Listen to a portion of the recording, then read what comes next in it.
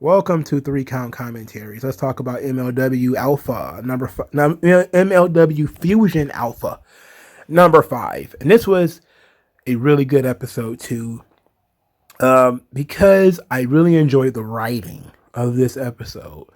A very well written episode. So we start the show with Richard Holiday. He's going to have his match.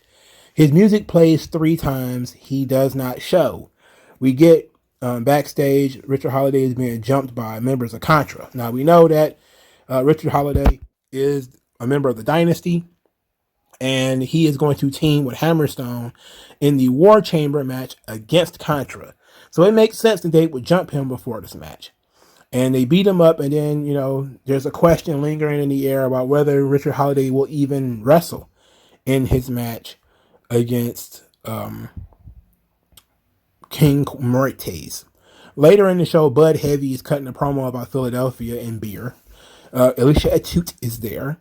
And then Alicia Atout is just listening to this vapid wrestler talk about beer. And then Cesar Duran's masked henchman leans over and whispers to her.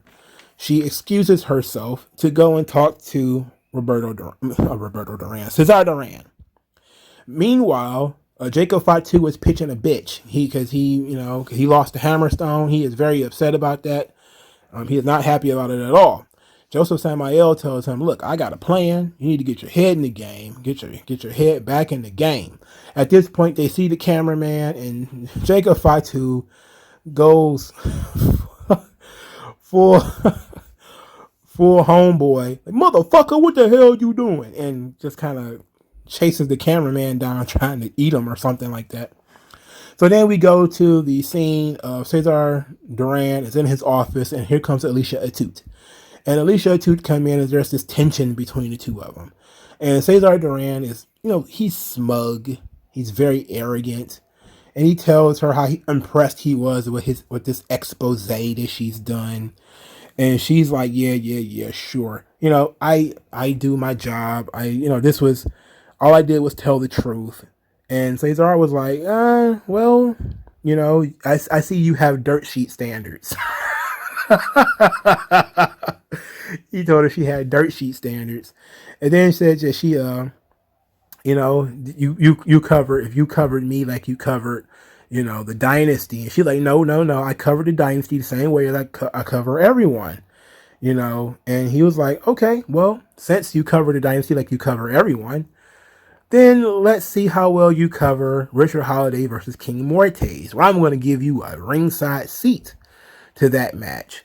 Now, up to this point, you have to understand the story of MLW. The story that MLW was telling for the last, year or so, is that Holiday and Richard, where did that name come from? Richard Holiday and Alicia Atout cannot stand one another. That was sort of their gimmick. Over the last year or so, they would bicker back and forth. And then he saved her when the Contra was going to beat down Hammerstone. Richard Holiday was there and kind of pulled her out of it. Now, they didn't make too much out of that, but they did kind of say that, maybe there's some, that there was some friendly flirting, that they kind of warmed up to each other. This was even before he had jumped in to save her on the Contra thing. So now they're really kind of putting it under a microscope, where Cesar Duran kind of sees this as an opportunity to intimidate Alicia and punish Richard Holiday. So he creates this match. Holiday is injured from the beating earlier. He has to wrestle King Moritz. Moritz is beating the dog shit out of him for most of the match. Alicia is doing a really good job at ringside of selling how disgusted she is by this whole thing, rolling her eyes. She's not a good actress, by the way. She's not very good. But she's good enough to get over this story. So she's forced to sit ringside with Cesar Duran. Like, she's basically sitting on his pockets. They're that close to each other. And that's when you start seeing weird, strange, start seeing men hang out around the entrance. They're kind of blocking the entrance. So, to keep out, of course, Hammerstone or whoever else want to come out there and help him. He's just being brutalized. And Alicia is, trying to non-verbally root for Richard Holiday. And of course, Holiday ends up making a big comeback. He gets outside the ring, and then here comes, I think his name is Akira Kwan of Contra, who spin kicks him, and then King Mortis does his finish on the floor. They roll him in the ring, pin him, take his Caribbean title. And Alicia is pissed. She throws something in Cesar Duran's face and marches off. And he's pretty happy with himself. Earlier in the night, Cesar Duran had invited Mads Kruger to join him in the temple, even though, because he knows that the relationship between MLW and Contra has been tenuous at best, but things can change now that he has taken over. And during the match, you see these scenes of NJ and Duca and Hammerstone fighting Contra, Mads Kruger, and Daivari and all those guys. I think Daivari was there. It might have been somebody else, and I'm thinking Daivari. But they're in the backstage fighting. They're in the little box. I'm not really paying attention. So they're like in this little box or whatever. And they're going back and forth. So you're left with, at the end of the story, understanding that Cesar Duran is now trying to make some type of partnership with Contra. That Contra is no longer going to be anti-MLW, but may actually be folded in. As Cesar Duran tries his full takeover, Contra is going to end up being part of that. So I think that this is an excellent story. It has multiple different layers to it. I like how they're using all the players, even the ones who can't act, like Alicia. She can't act for shit, but that's not the point. She's not an actress. She does interviews on a wrestling show. She's doing the best that she can, in terms of her facial expressions, body language, etc. But the guy who plays Cesar Duran, which I can never remember his real name, he really is a trained actor, which is why he's so good. And he carries all of these segments. I don't know if he gives a shit about wrestling or not, and it doesn't matter. He is fucking good at his job. He's good at being very smooth, yet still has that implicit threat to him, almost like Michael Corleone with a Mexican accent. He's very good. And ever since they have introduced him into this show has been next level. Because all of his segments are gold. He doesn't fuck up nothing. Right? He doesn't fuck up nothing. All right? He is good. And basically all they do is have people play off of him. Or give him people to play off of every episode. People for him to dismiss. People for him to intimidate. And he doesn't do too much. His segments aren't long. But he's peppered throughout the show. And he's very, very, very effective. And this is good. I could nitpick and say I don't really care for how they're using King Mortis. I always thought the Mil Mortis character was far more important. I didn't like how he looked near the end of Lucha Underground either. I liked Mil Mortis when he was at the beginning of Lucha Underground, when he was like the Dominator, the Monster. Then, of course, when they introduced Matanza, it's the story of the Badass. If you're new to this channel, I did a archetype video on the Badass. The Badass is one Dominator in your territory or area. Once you beat that person enough, you move in another one. So in the early days of Lucha Underground, that guy was Mil Mortis. He was sort of like the final boss of Lucha Underground. But then eventually they phased him out and then Matanza came in. And then, of course, they beat him. He had a woman beat him, and then they phased him out, and the show pretty much died. Because I forget who came next. I think it was Brian Cage with like a god glove or something stupid like that. So, they really kind of shot themselves in both feet and ankles and legs and femurs by killing off Matanza. But in any event, I know that Ricky is old. He's like 50. I get it, Ricky Banderas is the guy who plays Mil Mortis, for people who don't know. He's like 50. So I get it. You can't run. He's not a young horse. He wasn't really even that young when Mil Mortis was a big deal. But you can't really do too much with him. But I would save him for special occasions. And I feel like this was maybe a time where it made sense to use King Mortis, because you're trying to punish Richard Holiday. So yeah, put him in there with King Mortes. Okay, cool. But giving him that crazy Caribbean title, nah, man. I don't see the benefit of that. That's stupid. I wouldn't have gave him that. That's an albatross. Again, the point of keeping people, special is not bogging them down with mid-card, lower mid-card titles. I mean, why would you give him that thing? He doesn't need that thing. That means he got to drop that thing. What the hell did he want? What did he need it for? He doesn't need that. There was 2 other matches on this show. Nicole Savoy versus Holidead.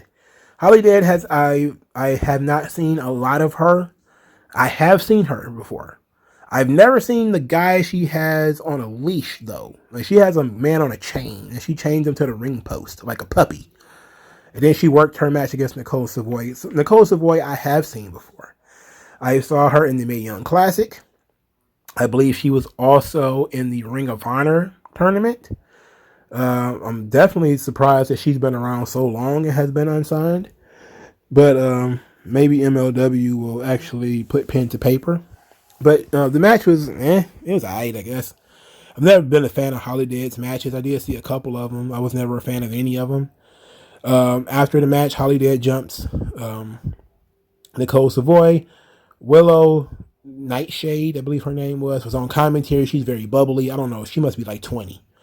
To have that much energy and to be that excited about anything, she has to be very, very, very young. She reminds me a lot of a Jigglypuff. In any event, Holidead jumps her after she leaves commentary booth, DDTs her on the ramp. They're really building up Holidead seems to be the killer of the division, the featherweight division. Featherweight. As if Holidead and Nightshade are in any type of the same weight class. It's just not realistic. It's so ridiculous. The only other match on the show was Matt Cross versus Calvin Tankman in the first round of the Opera Cup tournament. Matt Cross was, I just can't believe how competitive Matt Cross was in this match. I don't know. Maybe it's because people like Matt Cross. Matt Cross was also on Lucha Underground. He looked so much bigger on Lucha Underground. He looks tiny everywhere else.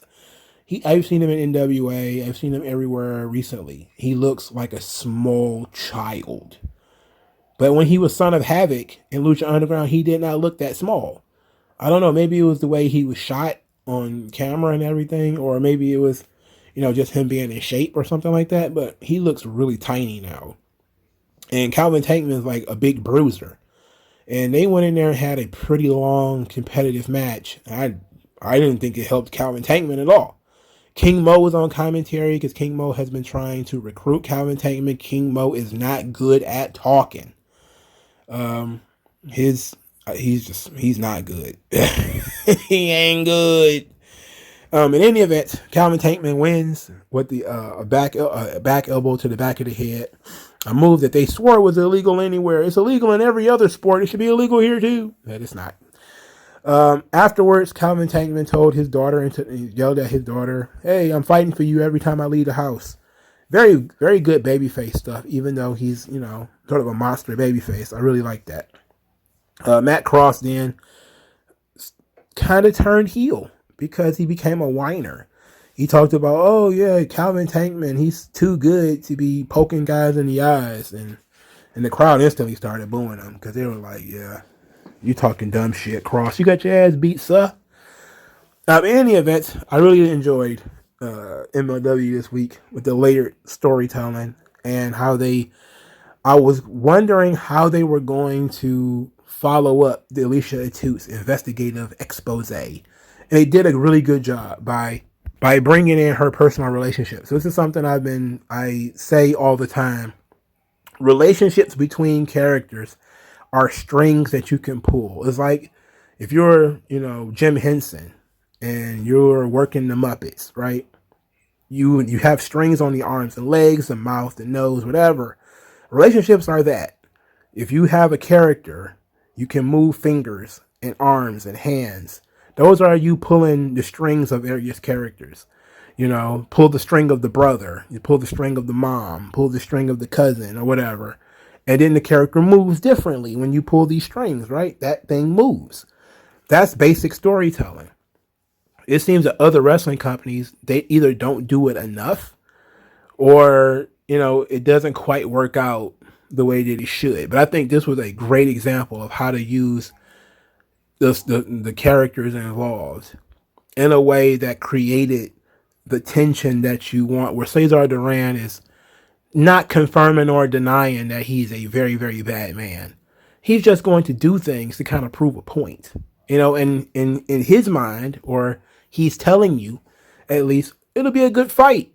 That's what I'm here for. I'm the matchmaker. I'm here to make good fights. Richard Holiday versus King Martus is a good fight, right? Everybody agrees.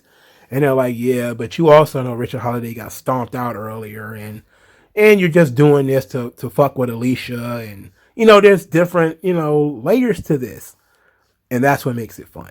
And it's only an hour, so if you like wrestling, give MLW a shot. All right, like this video, share this video, subscribe to the channel, donate to the channel. Thank you guys for your time, and I'll talk to you guys later. Old non-aggression. Once that lesson sets in, you'll see a session, but you got an affection for no progression, regression. The best